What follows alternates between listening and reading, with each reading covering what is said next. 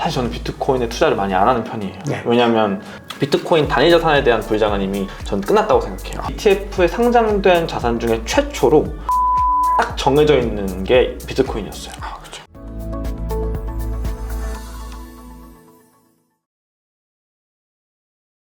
네, 구독자 시청자 여러분 반갑습니다. 박 작가입니다. 자, 요즘 크립토 업계에 굉장히 핫한 리서치 회사가 있습니다. 대부분의 분들이 그 가치를 알아보지 못했을 때 저평가된 구간에서 굉장히 유망한 프로젝트들이 잘 발굴해서 심도 깊은 분석을 내놓는 회사로 유명한데요. 바로 포퓰러스 리서치입니다. 자, 오늘 토크라운지에서는 포퓰러스 리서치의 김남웅 대표님 모시고 심도 있는 이야기들 한번 나눠보겠습니다. 대표님 안녕하세요. 네, 안녕하세요. 저는 포퓰러스의 김남웅이라고 합니다. 네, 저희 채널 방문해 주셔서 너무 감사합니다. 네, 감사합니다. 네, 저희 채널 이제 처음 방문이시니까 네, 저희 구독자분들께 간단하게 자기소개 부탁드립니다. 네, 안녕하십니까. 저는 미국에서 한 8년 유학하다가 이제 에이포리온이라는 회사를 거쳐서 이제 포퓰러스라는 리서치 회사를 작년 5월달에 설립해서 지금 운영하고 있는 김남웅, 영어로는 스티브 킴이라고 합니다. 업계에서는 좀 스티브로 더 많이 알려져 있는데요. 네, 저희는 이제 리서치 회사라고 하면 사실 뭐 많은 분들이 돈이 안 될 거라고 많이 하시는데 해외에는 이제 델파이라는 회사와 메탈이라는 회사가 대표적으로 있고 국내에도 뭐 쟁글이라는 회사가 있는 것처럼 아까 작가님 말씀해 주셨던 것처럼 좀 저희는 기술을 중심으로 많이 보고 있고, 그래서 저희가 보는 거는 기술적으로 어떤 프로젝트들이 흥미로운지, 이런 것들이 왜 잘 될 수 있는지, 그래서 어떤 성공 사례들 같은 것도 다루고 좀 다양한 주제를 다루면서 블록체인의 기술의 좀 전반적인 것들을 좀 대중들 플러스 국내에 있는 많은 기관들, 투자자들한테 알려주기 위해서 고군분투하고 솔선수범하고 있는 회사로 봐주시면 될 것 같습니다. 소개 잘 들었습니다. 네, 저희 오늘 이제 중요한 얘기들 많이 나눌 텐데 특히 이제 이 코인 투자에서 중요한 거는 사람들이 잘 알아보지 못했을 때 저평가된 것들을 잘 골라서 가지고 가야 되는 것들이 투자의 중요한 전략인데 오늘 그 전략들을 어떻게 우리가 투자자들도 할 수 있는지 이야기 나눌 테니까요. 우리 영상 끝까지 봐주십시오. 자, 그러면 이제 저희가 중요한 프로젝트들 얘기를 하기 전에 비트코인 얘기를 먼저 해야 될 것 같습니다. 좋습니다. 저희 지금 비트코인이 막 신고가를 경신을 하고 원화 1억도 돌파하고 했는데 지금 조정을 또 겪으니까 많은 분들이 이게 어떻게 된 상황인가 굉장히 또 두려워하시는 분들도 계시는데 지금 비트코인 가격이 ETF 발 수요에 의해서 상승하다가 좀 꺾이는 모습들인데 이게 이제 곧 있으면 반감기까지 다가온다라는 거죠. 반감기 기점으로 비트코인 흐름 어떻게 보시나요?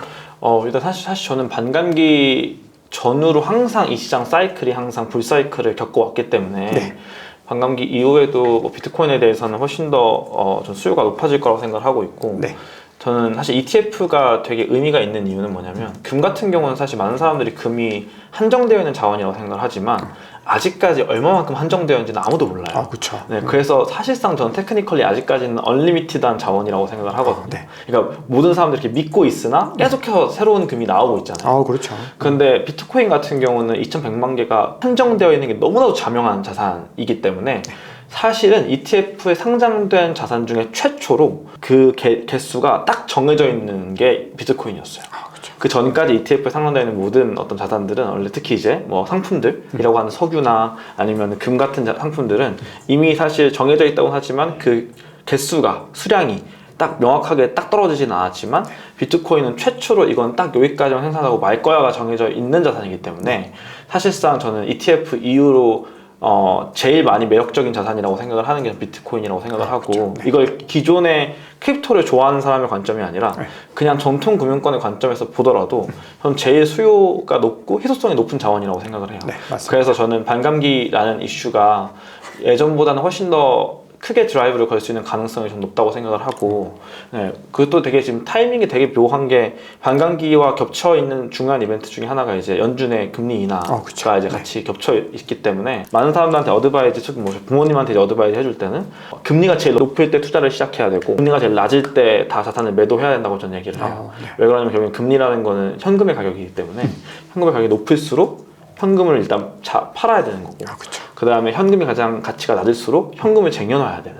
왜냐면 그 연준이 항상 금리를 내리고 높이는 그런 사이클은 항상 금리가 낮아졌을 때 다시 한번 긴축을 하면서 이제 어떻게 보면 재정의 블렛이라고 하거든요. 네. 총알을 계속해서 확보를 하고 그 다음에 경제가 또 안 좋아지거나 좀 경제적으로 많은 이제 어떻게 보면은 지금 사실 인플레이션이 좀 너무 심하긴 한데 원래는 이론적으로는 인플레이션이 좀 많이 줄어들고 조금 이제 경제 상황이 안 좋아진다고 했을 때 이제 구제금융 또는 이제 돈을 풀면서 시장에 좀 더 유동성을 많이 만들어주는 이제 금리 인하를 시작을 하는데 그때는 이제 현금 자산을 다 매도를 하고 그 다음에 그 현금 자산이 흘러가는 금융 자산들한테 투자를 하는 게 가장 맞는데 되게 이번에는 타이밍이 딱 절묘한 것 같아요. ETF 승인과 반감기와 그래서 사실상 이제 연준이 금리 인상을 멈췄고 사실상 올해부터는 금리 인하를 할 거라는 발표를 했기 때문에 저는 사실 뭐 반감기 단일 이벤트라기보단 이런 것들이 다 같이 맞물려서 저는 사실 뭐 한 1년 정도까지는 계속해서 비트코인이 강세를 보이지 않을까 하는 생각을 저는 개인적으로 하고 있습니다. 맞습니다. 사실 지금 우리가 비트코인의 친화적인 입장이어서 하는 맞아요. 얘기가 아니라 이거는 누가 봐도 객관적이고 굉장히 논리적인 얘기일 수밖에 없는 것 같습니다. 네. 공급량이 크게 반으로 줄어들면서 지금 연준이 금리 인하를 통해서 공급을 더 유동성을 늘려나가는 상황에서 지금 ETF발 수요까지 늘어나고 있는 상황이면은 경제적인 관점에서도 사실 가격이 상승을 해야지 정상적인 상황인데 맞습니다. 지금 비트코인 현물 ETF 승인 이후로 그동안에 좀 사이클이 약간 달라진 조짐이 있다 보니까 이번이 마지막 불장이다. 또 이런 내러티브들이 시장에서 많이 돌고 있는데 이런 관점 어떻게 보시나요? 이게 사실 비트코인이 당연히 이미 엄청 많이 올랐기 때문에 비트코인의 업사이드 측면에서 마지막 불장이라는 거는 어느 정도, 그러니까 불장이라는 뜻이 뭐 예를 들어서 1000% 오르고 막 10배, 100배 오르고 이런 거가 불장이라고 하면 비트코인 단위 자산에 대한 불장은 이미 전 끝났다고 생각해요. 왜냐면 여기서 뭐 더 오를 수는 있겠지만 막 사실 1억에서 100배 오르면 100억이잖아요. 그러니까 그게 이제 뭐 물론 뭐 더 시간이 지남에 따라서 비트코인 네트워크가 더 성숙해지고 그리고 전 뭐 비트코인이 2,100만 개의 개수에서 더 이상 생산된다라는 컨센서스가 더 만들어지면 완벽히 확고하게 만들어지면 결국에는 뭐 계속해서 가격이 오르겠지만 사실 비트코인 커뮤니티 내에서도 여러 가지 이야기가 좀 오가고 있어요. 왜냐하면은 결국에는 비트코인 같은 경우는 메인 네트워크에서 사용을 하면 대역폭이 워낙 작고 네트워크가 워낙 확장성이 없기 때문에 지금 이제 레이어 2 같은 이제 라이팅 네트워크 같은 걸 사용해서 업체인에서 이제 해결을 하고 그냥 마지막 최종 거래 내용만 이제 온체인에 뭐 반영하는 형식으로 이제 많이 사용을 하는데 이렇게 되면 문제가 수수료가 줄어들어요. 그러면 결국엔 지금 많은 사람들이 얘기하는 게 비트코인을 오프체인 트랜잭션으로 사용하게 되면 비트코인 네트워크에 쌓이는 수수료가 없기 때문에 그러면 채굴자들은 이 수수료를 가져갈 수가 없단 말이에요. 그럼 나중에 만약에 비트코인이 2,100만 개가 다 채굴이 되고 나서 더 이상 추가적으로 그 채굴자들이 가져갈 수 있는 인센티브가 수수료만 남을 때 그럴 때는 과연 이 수수료가 많지 않다고 가정을 하면 이게 유지가 되겠냐 그런 거에 논의도 이루어지고 있기 때문에 사실 2,100만 개가 100% 확정이라는 사실 전 아닌 것 같거든요. 커뮤니티가 또 얘기해서 늘리려면 또 늘릴 수는 있어요. 이거를 어찌됐든 근데 단지 그 예전에 그 JP모건 대표가 했던 것처럼 사토시 나카모토라는 사람이 혼자 나와가지고 늘리겠다고 해서 늘릴 수 있는 건 전혀 아니고 당연히 뭐 하드포크를 하든지 뭐 여러 방법을 통해서 만들 수는 있겠지만 아직까지는 비현실적이긴 하거든요. 그런데 뭐 그럴 수는 있다. 아예 뭐 0%는 아니다. 하지만 그러려면 모든 커뮤니티에 또 컨센서스가 필요하고 근데 그러기 위해서는 또 훨씬 더 많은 어떤 과반의 또 그 채굴자들 파워가 필요하다 보니까 아직까지 그거에 대해서 확신은 안 하지만은 비트코인은 어찌됐든 지금까지 확정된 거로 치면 2,100만 개의 개수가 있기 때문에 뭐 100배, 1000배가 오를 수는 있겠지만 그걸 타임 호라이즌을 훨씬 더 넓게 봐야 되는 것 같아요. 여태까지 비트코인이 이제 이 세상에 나온 지 14년 뭐 이 정도밖에 안 됐는데 14년 동안 지금 저 몇십만 프로, 몇백만 프로 올랐잖아요. 근데 앞으로의 14년 절대 그러지 않을 거라는 거죠. 뭐 당연히 앞으로 100년을 보면 그럴 수는 있겠지만 앞으로 뭐 10년 내에 똑같은 업사이드를 가질 수는 없을 거다. 왜냐면 이미 너무 가격이 올랐고 시장 마켓 캡도 너무 올랐기 때문에 그래서 비트코인 하나로만 보면 이제 더 이상은 그렇게 가격을 드라마틱하게 이제 드라이브할 수 있는 요소들은 많이 이제 없는 것 같지만 장기적으로 봤을 땐 계속해서 오를 수밖에 없는 자산이라고 생각을 하고 그래서 저는 비트코인 한정으로는 불장은 이제 더 이상 저희가 생각하는 그런 미친 불장 이런 거는 사실상 단기간 내에 일어나긴 굉장히 어려울 것 같다 라고 생각합니다. 맞습니다. 사실 비트코인이 이제 진짜 긴 시간을 두고 봤을 때는 꾸준히 오를 수밖에 없는 자산이긴 한데 사실 우리가 많은 분들이 비트코인이 이제는 좀 주춤한 것 같다라고 하는 것들도 이제는 그만큼의 어떤 상승들보다는 정말 우리가 이제 장기적으로 가지고 있으면서 안정적으로 이제 맞습니다. 보관해야 될 자산이 된 건데 맞습니다. 그러다 보니까 이제 알트코인에 많은 분들이 또 관심을 또 가지게 되는 것 같습니다. 맞습니다. 그래서 알트코인은 뒤에서 좀 이야기를 나눠보고요. 네. 자, 그럼 우리가 상반기에 현물 ETF 승인을 했고 그리고 네. 반감기 이슈가 있고 그리고 금리 인하 같은 경우는 이제 지금 시장의 예측은 6월 정도에는 뭐 한 차례 정도 내리지 않을까 이런 네네. 얘기들을 하고 있는데 네네. 거기다가 또 연말에는 미국 대선도 있습니다. 맞습니다. 그래서 전반적으로 봤을 때 좀 대표님께서 가장 중요하게 바라보고 계시는 이슈 제가 언급한 거 외에도 또 있으면은 말씀 주시면 좋을 것 같습니다. 사실 그 외적으로는 사실 뭐 특이한 팩터들은 없는 것 같아요.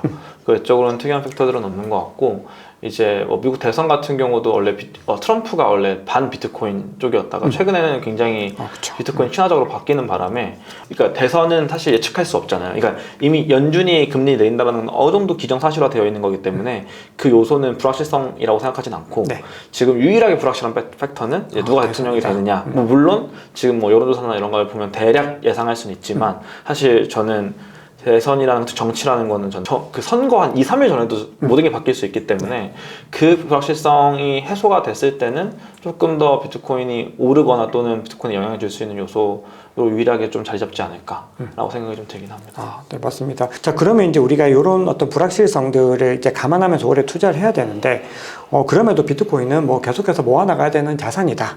이런 내러티브가 시장에서는 좀 가장 보편화된 것이 아닌가 생각을 합니다. 맞습니다. 대표님도 비트코인과 관련해서는 그냥 꾸준히 모아나가면 되는 자산이다. 이렇게 보시나요? 네, 전 사실 저의 업 자체가 비트코인보다도 새롭게 나오는 블록체인들을 많이 조명하는 업이다 보니까 사실 저는 비트코인에 투자를 많이 안 하는 편이에요. 네. 왜냐하면 저의 업무에 좀 더 인센티브가 좀 생기려면 제가 연구하는 또는 제가 찾고 있는 새로운 체인에 투자도 같이 해야 그렇죠. 이게 더 그 생태계에 애정이 생기고 그거에 좀 더 관심을 갖게 되거든요. 그래서 전 비트코인이 저는 당연히 망하지 않을 거라는 거에는 100% 확신하지만 저같이 이제 새로운 것들을 늘 찾는 사람들의 입장에서는 지루한 것 같아요. 이게 지루한 자산이고 네. 그래서 저는 사실 저희 아버지한테는 항상 비트코인 시간 날 때마다 사시라. 왜냐면 저희 아버지는 제가 일일이 다 가가지고 막 해드릴 수가 없잖아요. 그쵸. 장기적으로 그냥 노후 자금 같은 거 해놓으실 때는 비트코인만 가지고 계셔도 아버지가 은퇴하실 때쯤 이제 아버지가 10년 내로 이제 은퇴하신다는 가정하에는 충분히 그 노후 자금을 인플레이션으로부터 지킬 수 있을 것이다. 그렇게 이제 얘기를 드리긴 하지만 저 같은 경우는 비트코인은 아까 말씀드렸던 것처럼 이제 더 이상 1000%씩 오를 수 있는 자산이 아니고 다른 자산이 1000% 오를 때 동안 거의 50% 오르면 많이 오른 거기 때문에 재미가 없습니다. 그래서 저는 비트코인에 투자를 안 한 지는 굉장히 오래됐고 네. 근데 이제 저희 주변에 이제 저희 자산이 좀 규모가 크신 분들이고 보수적으로 자산 운용을 하고 싶은데 뭔가 이 블록체인이라는 어떤 인더스트리에 좀 베팅을 하고 싶어 하시는 분들한테는 비트코인은 50% 이상으로 자산 편입을 하는 걸 권유해드리죠. 맞습니다. 제가 대표님 말씀 들으니까 예전에 이제 워런 버핏이 본인이 이제 나중에 사후에는 와이프에게는 무조건 S&P 500에 다 투자하도록 하겠다 이렇게 얘기를 했는데 그거가 약간 비슷한 느낌으로 지금 비트코인이 사실 그 정도의 이제 안전자산으로서 입지가 굳혀진 것이고 그러니까 이거는 자산이 되게 많으시거나 좀 연배가 있으신 분들은 앞으로도 꾸준히 모아 나가면은 되게 좋은 자산인데 결정적으로 이제 과거 같은 급격한 상승은 좀 어렵기 때문에 만약에 공격적인 투자 성향을 가지신 분들은 이제 좀 알트코인에도 눈을 이제 많이 돌리셔야 되는 시점이 되는 거죠. 맞습니다. 자, 그러면 이제 이번에는 비트코인 생태계에서도 새로운 움직임들이 좀 나타나고 있는데 그 이야기들 한번 좀 나눠보겠습니다. 비트코인 생태계가 이더리움보다 더 많이 성장할 것이다. 이제 이런 어떤 희망 섞인 이야기들을 하는 분도 있는데 어떻게 보시나요? 비트코인 생태계가 이더리움만큼 성장할 가능성 있을까요? 일단 비트코인은 그 블록체인 기술 자체적으로 얘들은 스마트 컨트랙트가 지원이 되지 않아요. 네, 맞습니다. 그 뜻은 뭐냐면 이 롤업이라는 걸 올려서 비트코인에 있는 자산을 활용한다고 가정을 해보면 결국엔 롤업은 자기 자신의 트랜잭션들을 비트코인의 서큐리티에 의존하려면은 얘네들의 트랜잭션들을 모아서 여기다 배치를 해야 돼요. 묶어서 이제 제출을 하죠. 그럼 이걸 누군가가 비트코인에서 증명을 해줘야 되는데 이 증명해주는 메커니즘이 스마트 컨트랙트가 필요하거든요. 비트코인은 스마트 컨트랙트가 없죠. 그러다 보니까 결국에는 다른 방법들을 사용해야 돼요. 그래서 뭐 텍스 같은 경우는 그걸 아예 못하고 있고 그래서 그냥 GK 프루프만 제공하고 해시값만 제공한다거나 트랜지션 전체 제공하지 못하고 이런 경우도 존재하고, 이번에 뭐 비트 VM 같은 경우는 뭐 자체적으로 하려고 하고 뭐 그 인스크립션 형태로 해서 그걸 연산하려고 하는데, 이제 그런 거는 무조건 비트코인은 기술 자체적으로 그런 검증을 하고 어떤 롤업에서 올라온 트랜지션들을 타당하다고 검증을 함에 있어서 이 인프라 자체가 거기에 최적화되어 있는 인프라는 절대로 아니에요. 그렇죠. 네, 그래서 지금도 뭐 비트코인 롤업들 많이 나오고 있지만은 비트 VM이라는 프로젝트가 그나마 그래도 최대한 롤업에서의 정당성을, 라이브네스랑 세이프티라고 하는데 이 두 가지를 그나마 잘 지키고 있는 프로젝트라고 생각을 하지만, 사실 저는 그럼에도 불구하고 그냥 굳이인 것 같아요. 왜 그러냐면 네, 이게 왜 그러냐면 결국에는 비트코인의 매력 포인트는 결국 비트코인이라는 네트워크에 있는 방대한 자산일 거예요. 그렇죠. 근데 비트코인의 또 한계는 뭐냐면 아까 말씀드렸던 것처럼 이더리움보다도 네트워크가 확장성이 적거든요. 그렇죠. 그럼 결국에는 이 비트코인 위에다가 트랜지션을 계속 배치하는 거에도 한계가 분명히 존재한다는 거고, 그럼 그랬을 때 과연 이 비트코인 위에 정말로 활발한 어플리케이션들을 올릴 수 있겠느냐라고 생각을 해보면, 사실 지금까지는 저는 개인적으로 소신 발언하자면 그게 바이어블하지 않다라고 생각을 저는 개인적으로 하고는 있어요. 네. 라이브네스랑 세이프티 두 개 다 가져가고 정말로 비트코인 서큐리티를 100% 활용할 수 있다는 가정하에는 얘네들이 정말로 활발한 네트워크를 만들기에는 굉장히 기술적인 허들이 많다라고 생각을 일단 하고, 네, 동의합니다. 네. 그 다음에 이더리움도 마찬가지. 지금 이더리움도 굉장히 어려워하거든요. 이번에 뭐 EIP 4844라고 해서 댕크 샤딩, 프로토 댕크 샤딩이라고 해서 뭐 블록 스페이스라는 걸 만들어가지고 그거를 이제 롤업들이 그 롤업에 대해 있는 데이터를 블롭이라는 저장 공간에다가 저장을 하는 형태의 이제 업그레이드를 했어요. 그래서 트랜지션 피를 많이 줄이긴 했지만 그래도 TPS가 많이 나오진 않아요. 그렇죠. 이더리움도 지금 굉장히 여러 업그레이드를 하고 있고 롤업을 담기 위한 하나의 그릇으로 계속해서 발전을 하고 있는 와중에도 사실 수많은 롤업들을 견디기 힘들어 하는데, 과연 비트코인이 VM 머신도 없는 비트코인이 그런 롤업들을 담아낼 수 있는 그릇이 되겠느냐라고 해보면 사실 저는 그럴 수 없다고 생각을 하는데, 그럼에도 불구하고 시장에서 왜 그렇게 주목을 받냐, 사실 뭐 여기에 출연했던 김지현 대표님도 말씀하셨지만 실질적으로 그게 가능하냐의 여부보다는 이게 가능할 수도 있다라는 가능성에 베팅하는 사람들이 훨씬 더 많고, 그렇죠, 기대감. 이 업계에서는 사실 그런 어떤 기술 자체의 타당성이라기보단 기술이 됐다라는 가정을 했을 때 이 비트코인 네트워크 가지고 있는 유동성이 얼마나만큼 이 가능성이 있겠느냐라는 기대가 사실 지금 이 시장을 드라이브업 하고 있다고 생각을 하거든요. 그렇죠. 그래서 저는 개인적으로는 비트코인 레이어 2가 이더리움보다 성장할 것 같지는 않다. 개인적으로는 그렇다. 네. 자, 그러면은 이제 어떻게 보면은 말씀하신 부분이 최근의 아티클 중에서 진짜 비트코인 레이어 2는 누구일까라는 내용의 이 아티클 내용과 거의 흡사하다고 볼 수 있겠네요. 네, 맞습니다. 그러면 우리가 이제 지금 그럼에도 굉장히 그런 기대감들, 그리고 우리가 만약에 진짜 비트코인의 보안성을 다 활용해서 뭔가 레이어 2를 만들어낼 수 있다면은 정말 강력할 것이다라는 그 기대감들은 여전히 시장에서 많이 좀 주목을 받고 있는데, 전체적으로 방금 비트 VM 프로젝트를 말씀 주셨는데 그 외에 좀 주목하고 계신 프로젝트, 그리고 혹시 스택스까지 같이 말씀 주실 수 있으실까요? 네, 디스프레드가 굉장히 스택스를 제일 전문적으로 연구하고 도와주고 있는 국내 팀이거든요. 그래서 디스프레드만큼은 제가 알 수 없지만 사실 스택스는 그 깃허브에도 자기 자신들을 뭐 레이어 2라고 얘기를 하진 않았어요. 왜냐하면 이게 이더리움 진영에서 정의하는 레이어 2의 정의에 스택스는 해당하지 않거든요. 그렇죠. 다르죠. 그래서 사실 저 같은 경우도 스택스를 레이어 2로 인정하진 않아요. 하지만 제가 인정하는다는 사실 여부와는 별개로 이 시장은 지금 스택스가 가지고 있는 나래티브에 굉장히 환호하고 있는 것 같아요. 얘네들이 뭐 100%는 아니겠지만 비트코인에 있는 유동성을 가져다 활용하고 여기 네트워크에 최대한 컨센서스를 최대한 레버리지 한다든지 이렇게 해가지고 자기네들의 독자적인 네트워크를 구축했다라는 사실만으로도 어느 정도 비트코인을 레버리지 했다. 가능성을 봤다. 네, 그렇죠. 그런 가능성 때문에 지금 많은 자본들이 스택스로 몰리고 있다라고 생각이 좀 들고는 있고, 그래서 사실 저는 어떤 블록체인 프로젝트가 잘 된다고 생각했을 때 전 두 가지 판단 기준이 있는데, 하나는 말 그대로 저의 주관적인 판단이고, 하나는 저의 주관적인 판단과는 별개로 시장이 어떻게 반응하느냐를 좀 보는데요. 스택스는 이제 주관적인 판단으로는 사실 왜 오르는지 잘 모르겠다.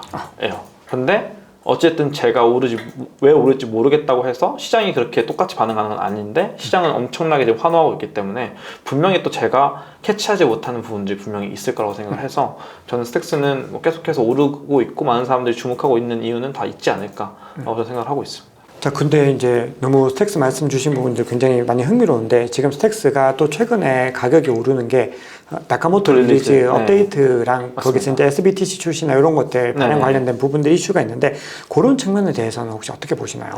나카모토 릴리즈가 사실은 어떻게 보면 그 여태까지 스택스의 고질적인 문제를 많이 해결해 준다는 측면에서는 되게 스택스 자체적으로는 굉장히 엄청 불리시한 뉴스인 것 같아요. 왜냐면 네. 스택스는 전 한참 사용할 때 트랜지션을 날리고 자고 일어나면 돼 있었어요. 네. 굉장히 느리다. 네, 그 결국에는 어쩔 수가 없는 게 비트코인의 블록 타임을 따라가고 그쵸. 파이널라이즈 이렇게 하기 때문에 당연히 그럴 수밖에 없었던 건데 나카모토 릴리즈를 하게 되면 그게 훨씬 더 빨라지기는 하거든요.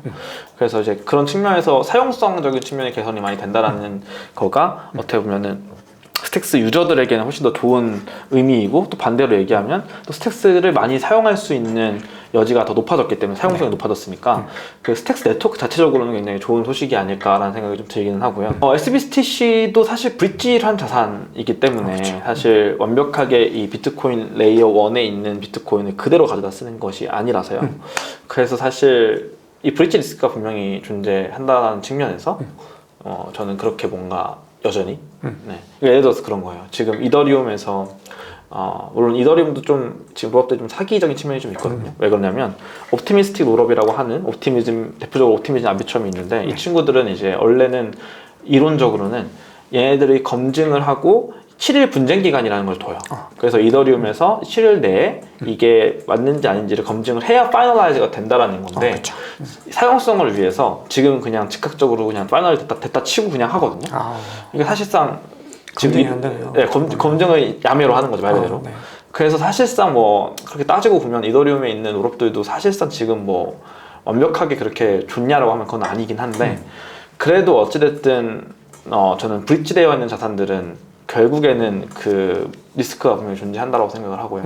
네. 근데 이게 웃긴 게 이제 이더리움 같은 경우는 이더리움을 옵티미즘으로 올리면 이더리움에 있는 자산, 이더리움에 원래 발행된 자산들의 보안은 지킬 수 있어요. 이더리움에서. 그렇죠. 네. 왜냐하면 이 소스가 이더리움에서 시작이 됐기 때문에 결국엔 여기 네트워크가 갑자기 포크해서 나간다고 하더라도 여기 있는 그 원래 출처가 이더리움이기 때문에 이걸 지킬 수가 있단 말이에요. 근데 SBTC는 제가 어떤 구조인지 잘 모르겠어요. 이걸 과연 지킬 수 있는 구조인지 아닌지는 모르겠는데 원래 옵티미스틱 롤업에서는 롤업 자체에서 발행한 자산은 이더리움과는 별개로 지킬 수가 없어요. 그냥 이더리움 얘네들이 갑자기 포크해서 나가버리면 여기에서 발행된 자산들은 다 같이 갈 수밖에 없거든요. 그런데 이더리움에서 발행된 자산이 올라갔다. 근데 그리고 가서 애들이 포크를 했다. 하면 여기 있는 자산은 다 지킬 수가 있어요. 다시 가져올 수 있어요. 그래서 이런 정도의 보장이 된다고 하면은 뭐 사실 괜찮을 것 같긴 한데 SBTC가 어떤 구조인지는 사실 전 자세히 보질 않아가지고 네, 그거에 대해서는 제가 뭐 드릴 말씀이 없을 것 같습니다.